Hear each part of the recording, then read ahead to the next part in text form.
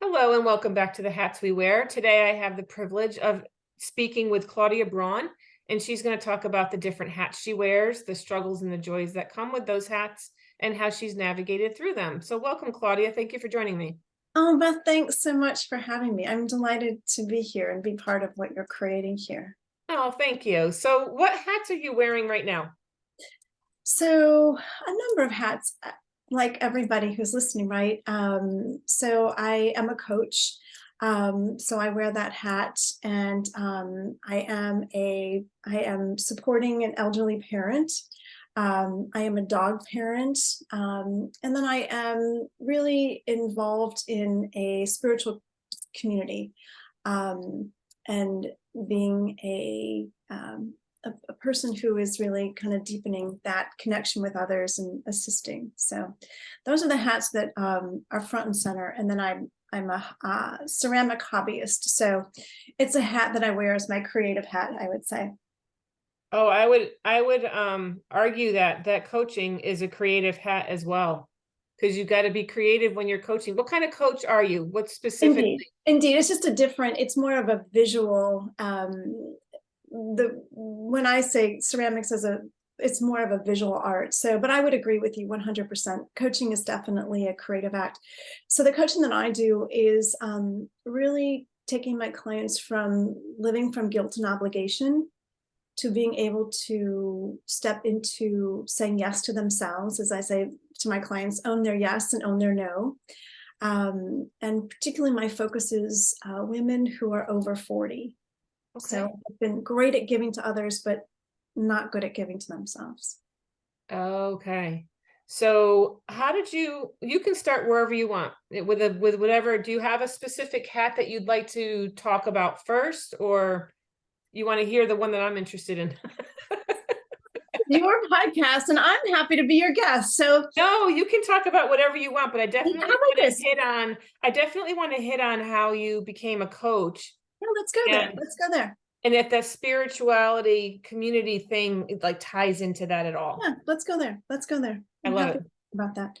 Um, so I'll tell you that my journey began that I went to social work school many years ago, and I knew I did not want to be a social worker. And at the time I went to social work school, there was no kind of holistic idea about things. And I really internally felt that was more my yes. And so I left social work school and I started on a path of discovery to kind of put pieces together, which I did not know at that time. Hmm. I was receiving something called shiatsu massage, and shiatsu is, you're familiar with it? Yes, I've heard of it Oh, before. I'm not real familiar with it, but I've heard it before. But for the listener, explain what it is. yeah. So shiatsu literally means finger pressure, and it's a combination of acupressure and stretching, and it's based on the same principles as acupuncture. So it's considered body, mind, spirit work. And the belief is that your body always wants to be in a state of health. And when we're not in a state of health, there's some ease going on inside the body that has an emotional component. So that really resonated with me. And so I was receiving the treatment. And then I decided, when I decided I did not want to be a social worker, I went on that path of pursuing being a shiatsu practitioner. And I did that for a number of years. And I loved it because it really gave me an opportunity to put together what was important to me. Developing importance was body, mind, spirit work. And that really coincided with my own spiritual development. I mean, we're always spiritual beings, whether we know it or not. But it started my conscious development of my Yeah, I spirituality. totally get that. Yep. Um, so then from shiatsu, I would tell my clients the way to make your sessions last is to practice yoga. And so I thought, you know what, I'm going to teach yoga. So I became a yoga teacher and I started teaching yoga. And I owned a yoga studio for a while. And like I said, I was putting my pieces together. And then somebody introduced me to the holistic coaching idea. And I thought, oh my gosh, this allows me to do what I wanted to do in social work school. It allows me to have what I've learned in shiatsu, what I was doing in yoga, and put it all together under one umbrella. And that has been my coaching practice for the last 10 years.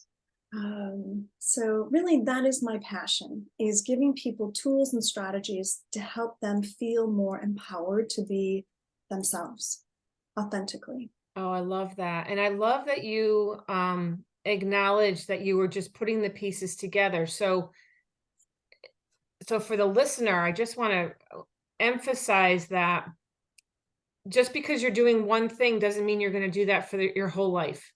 Yeah. Be open to doing something different because you have no idea how those pieces of what you're learning are going to fit together down the road. Because I had a podcast with someone just before you, and we were talking about just this and how some people feel like they need to do the same job their whole life.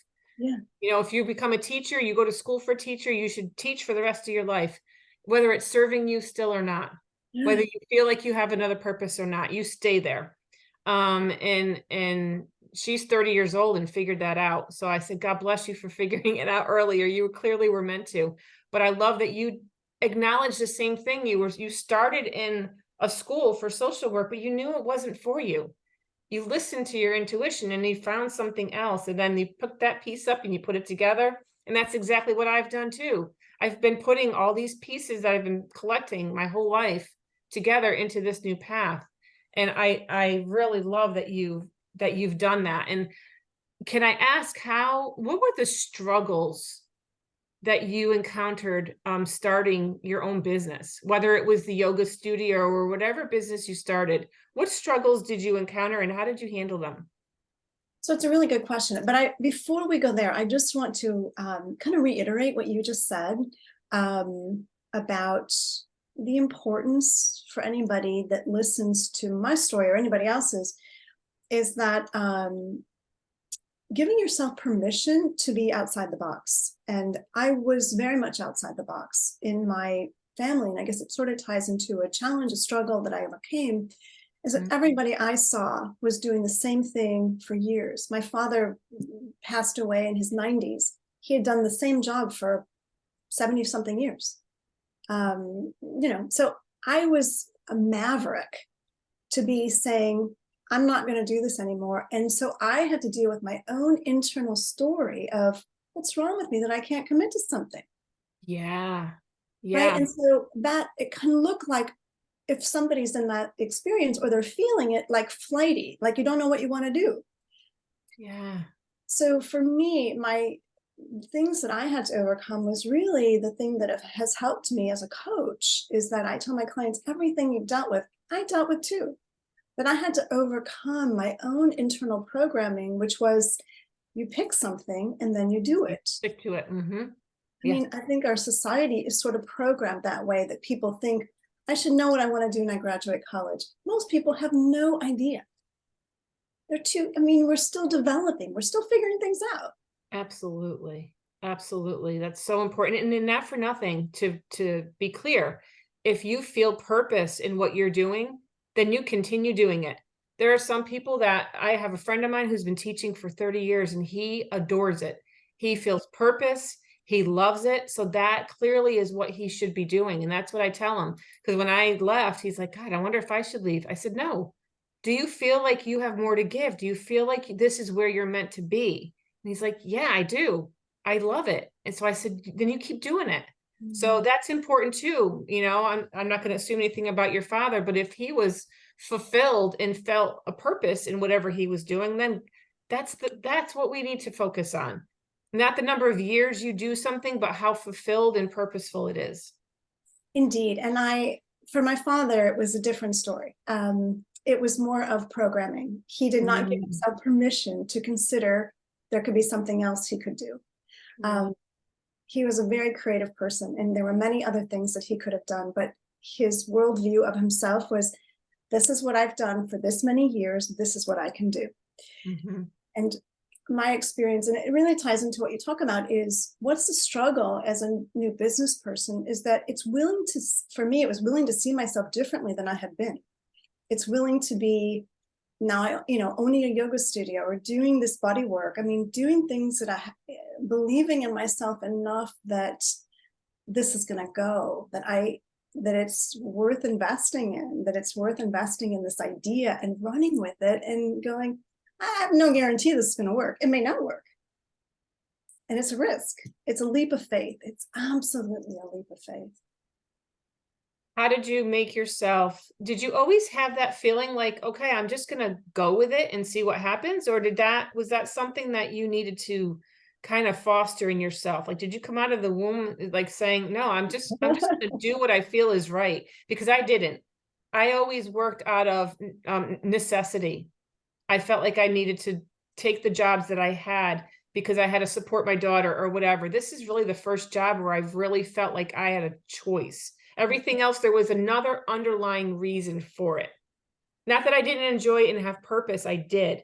But this feels like this is the first time in my life where I'm making a good choice on what I want to do, not what I have to do. Yeah, I'd say that, my path is different, right? Because I wasn't supporting, I didn't have a child that I was supporting. It was me. And it was really, my grandfather was an entrepreneur. Both my grandfathers were entrepreneurs. Okay. Came here as immigrants and they had their own businesses. So I saw people doing their own thing. So I believe that my spirit was somebody who was an independent. I always say I wasn't the best employee. I wanted to do it my way. So I get that. Oh, I love it. So I'd say that, yeah, I would say that I came out wanting that. I mean, even when I worked for companies, which I did, when I graduated college, I went to DC and I was working in a buying office and I was working retail and I was in sales and I did a bunch of different things for companies. I did marketing for a drug company, I should say alcohol and drug treatment program, not a pharmaceutical company, a difference. So I was in different capacities, but I was always an independent person within those organizations. So I'd say yes, I was always somebody who kind of wanted to do their own thing. And then I just gave myself permission, I guess, getting myself permission to just go, you know what, if not now, I have to say I was fortunate. I was young. I was in my 30s. Yeah. And I really was kind of like, I don't want to do something I don't love. Yeah. And that really was and continues to be my mantra, is that I really want to do what I love. And I hold that to be true, that if we do what we love, there will be ways for things to work out for us. And probably quicker than we would think too, when we're aligned, when we're energetically aligned to our purpose, it's going to work out quicker than we think. Yeah, it's a good point. We don't have to rush, be worried about, oh God, when is it going to happen? How long is it going to take? If we're aligned and we feel that it's right, just go with it and it's going to be fine. Yeah. Can I ask you about being a caregiver? Was there any, or is there any conflict with different hats, like how you navigate and like, it sounds like there might be a lot of plates up in the air at the same time. Are you finding that there's conflict between your entrepreneur hat and your caregiver hat? Like you don't have time for both, or are you navigating that pretty well? I'm fortunate, I have to say, is that I am navigating it well. And to be honest, it affirms and confirms my own dedication to my own spiritual path and my living what I teach, that I own my yes and I own my no. I don't say yes to things I don't want to do. I don't say yes to things I can't do. Like it doesn't fit into my life. And yet I am giving and generous when I can be. So that has served me well. It doesn't drain me. It doesn't exhaust me. It doesn't worry me either. So I feel like it continues to resonate with me that when we make really good choices in taking care of ourselves, it makes a huge difference to those we serve, personally or professionally. That makes total sense, because what you say yes to, you are all in and you know that you want to do it, as opposed to saying yes when really it's an energetic no. So you don't want to be there. So it's a miserable experience, and you're acting out of guilt or Yeah. whatever else, whatever other underlying belief comes in there. Um, so I I think that is going to resonate with some people as well. But can you give any advice on, because I'm thinking about the listener right now that's saying, yeah, but how do I say no? How do I deal with the guilty feelings because I know that it's not right for me? Is there a quick, I know there's not a quick answer, it's a lot of coaching. It's a coaching process really. But what advice would you give someone as a starting point for not stopping that yes, yes, yes, yes, yes, when you really want to say no? So a really quick exercise that I do with my clients really is just make a list of all the things you say yes to. Because I teach my clients it's a 3-step process to make change. It's awareness, acceptance, action. We don't go from I see it to action. There's a process in there. We have to give ourselves permission to be in the process. So first we have to acknowledge, oh my gosh, whenever my neighbor asks me to bring something over, I always say yes. Completely inconvenient, but I do it. My dog, my child, my husband, whatever. I encourage people, make a list of all the things you say yes to. Because guaranteed, as I say, wherever we are, there we go. Wherever we go, there we are. That person in front of us is a microcosm of all the things we're doing in the world. So didn't start with that person. It goes way back to how we operate in the world. Mm-hmm. So I encourage people, and I have an exercise which I'd love to give to people, to anyone that wants it. They can download for free, and 3 strategies I take people through, because it's not easy, which is why so many people, exactly what you said, they operate out of guilt and obligation. But when we operate from guilt and obligation, and I did it too, and it's why I'm so passionate about this, is that we live resentful. We live exhausted, resentful, we feel martyry. And it's actually, it's a victim's position. There's no power in that position. And I have no judgment on it, but it is a victim position. We're not really owning the power that we have. And that's something I was talking to a client about, and she's like, I didn't realize how much power I do have. And I think that's what people don't realize, is how much they give their power away. So that's what I would offer, really. Yeah, and how, when you have that mentality, that victim mentality, that then changes your energy. And what you're giving off is the different energy that's going to attract the energy that you're not interested in. That's just going to reinforce the victim mentality, which is saying, see, I told you that he was going to treat me that way. Well, no, it's because of your energy and your beliefs. So let's change that mindset so we can change the energetic blueprint so that you're attracting what you actually want. So it's like a loop. Yes. It's like a loop that you need to get them out of. And I love that awareness is the first step. Just be aware that there's a problem and be aware of what the problem is. Then we can tackle it. And I love the visual too. I'm a very visual person. So I love that you have them write everything out, because I'm betting anything that they don't even realize it till it's on paper. Like, oh my God, I said yes to all this stuff. It's probably very eye-opening, Yeah. And then whittling away. All right, what did you want to say no to? Exactly. Which ones of those did you really want to say no to? And then figure that out. So that's a great process. Thank you. Yeah. Before I forget, because I'm really enjoying talking to you, how can people find you? Yeah. So the best way really is to take advantage of the free, like Own Your Yes, Own Your No, and it's 3Ws.freebie, FREEBIE.Claudia, CLAUDIA-Braun.com. And you'll access me, you'll get the download, you'll be in my world. And you get a kind of taste of what it's like to have another option or another viewpoint. And I think that's why you're doing what you do, right? It gives us, in this larger perspective, we see things differently. And what you said, it's like, it's so easy. And that's why awareness is so important. It's so easy to go unconscious, and we don't even know we're unconscious. It's just, we keep doing the same thing over and over again, and it can't change. Yeah, it's almost like you don't know you're unconscious until you're awake.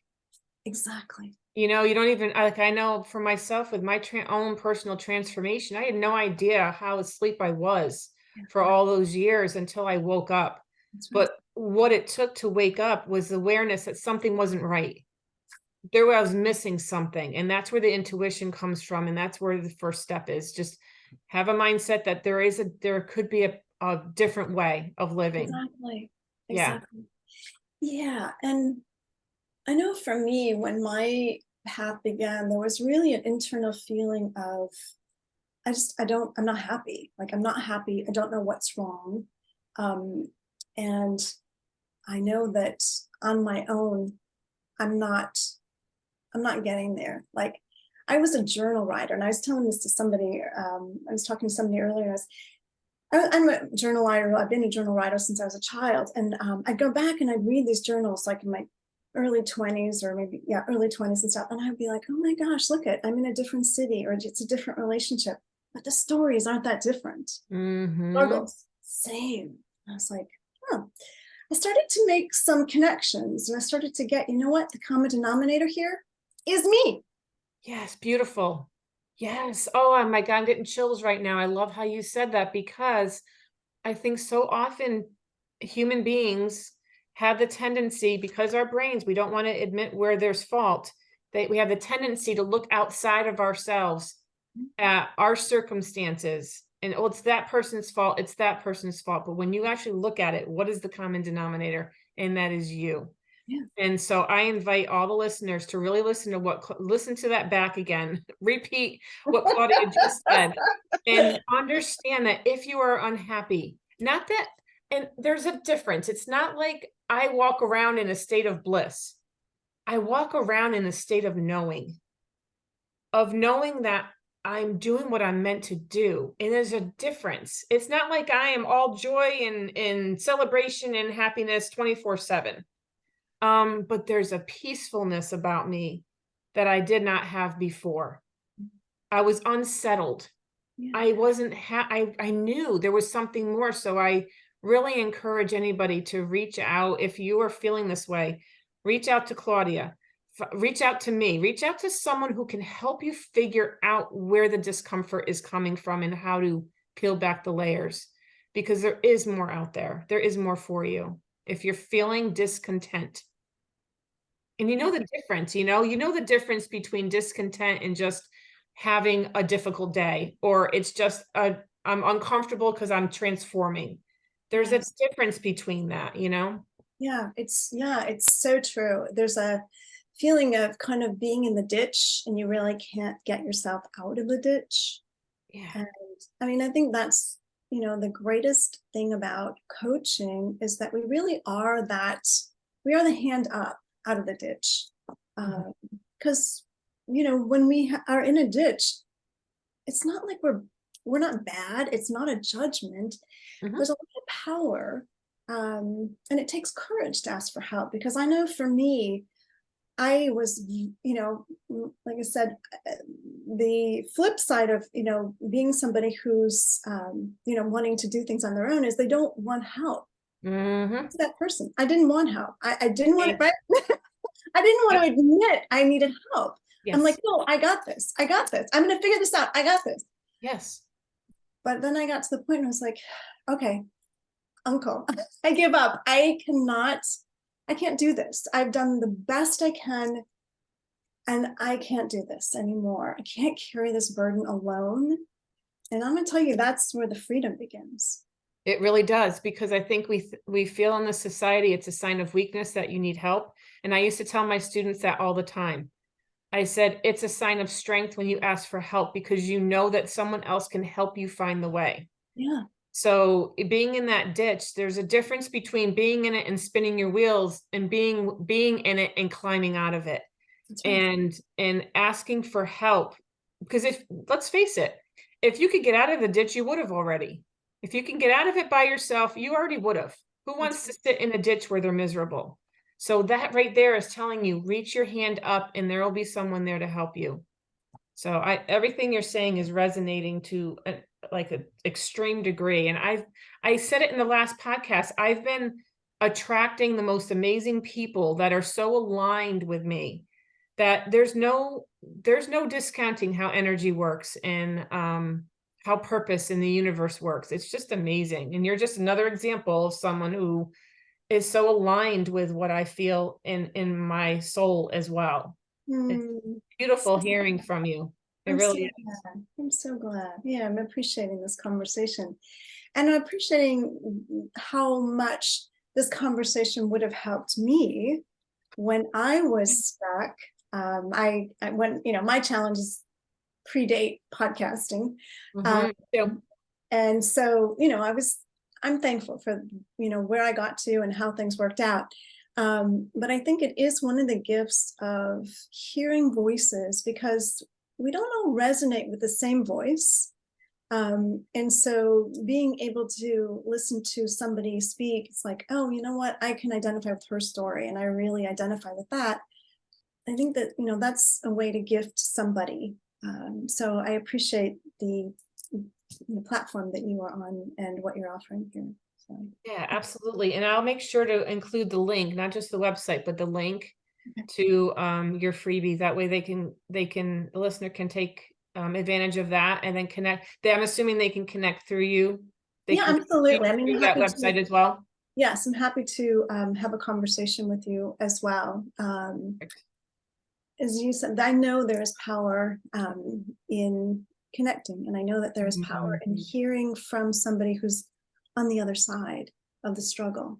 Because, I was somebody who was really good eventually. Actually, I would say I was a good listener. I was a very good listener to my friends' struggles. I never shared my struggles. I knew all my friends' challenges. Nobody knew what was going on with me. So I know how uncomfortable it can be to share when things are not going well. There can be our pride or our fear of judgment, or there's something wrong with us. I should have figured this out already. Oh my Um, God, yes. Oh, I'm sorry to interrupt you, but the number of times, the conversations that I've had with people about that, age is just a number. I hear, oh, he's 35 years old. He should know, he should have his stuff together by now. Well, no, because he was never taught how to have his stuff together. So being a middle school teacher, there's no difference between adults and children. It's just age is a number. It's the yes, number of years they've gone around the sun. I'm really seeing that, and we can't judge an adult for not knowing what they weren't taught how to do. So, exactly. oh my gosh, I'm sorry to interrupt you. That just was like, woof.